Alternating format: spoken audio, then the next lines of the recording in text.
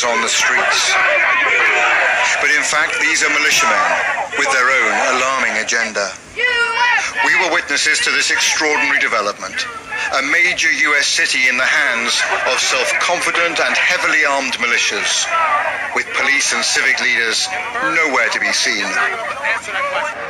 It was a brazen show of strength, with an unmistakable message that there are new sheriffs in town.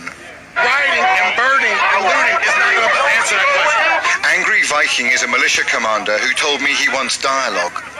And we're here just to protect the building. That's it. And we're here to do this. Meet and talk. You was gonna allow it to happen. But that dialogue quickly descended into furious arguments. Black Lives Matter activists, who have held a vigil here for 100 days, say the militias are a pure provocation. Tired, exhausted, worn out. What else do you want me to say? Do you think it'll end up as a fight? Yes. People are going to die, bro. People are going to die. I don't know who's going to be. Which militia are you from? Many of these disparate groups. Which militia are you from? Had no interest in identifying themselves. Excuse me, sir, which militia are you from? We are all Americans here. We're all Americans here. We're all here for the same. We're all here actually against you is what we're here against. You're impeding me from moving my group that way. Right now, are you not? Yes, you are. I'm asking you what you're doing here on the streets of this city. Well, first off, you're not American. One of the most bizarre features here is this mosaic of different groups. We've got protesters, counter-protesters, we've got militias, we've got other armed groups who refuse to identify themselves. All of it is a recipe for confusion on the streets of Louisville and potentially for chaos. I'm not going to bring a knife to a gunfight, sir. Americans are arming up.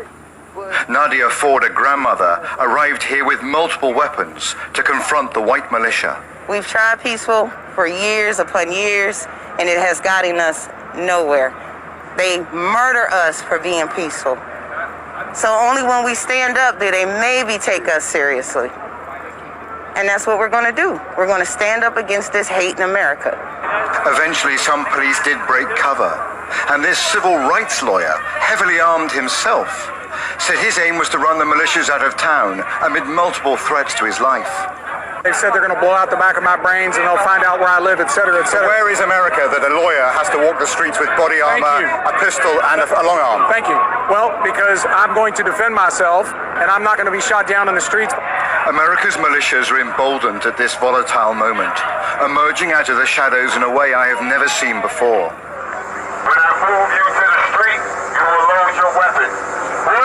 A few miles up the road, we saw a whole new phenomenon. Y'all say you soldiers. An African-American militia with hundreds of troops Shoulder the person in front of you. All right, thanks. as a military formation. This is the NFAC militia. It is well organized and quasi-military. It also proves a militia does not have to be white and right-wing. As hundreds of their armed followers march through a residential suburb, I'll call in reinforcements. we glimpse their mysterious leader, known as Grandmaster Jay. He is a charismatic but enigmatic figure. Move! Clear out! Fearing assassination, his bodyguards surround him at every moment. Jay's moving back, y'all. Jay's moving back. What is clear is that these militias have a new swagger. While the election campaign gathers pace, other forces are showing they will fill the security void after this long summer of protests and violence. Robert Moore, News at 10, in Louisville, Kentucky.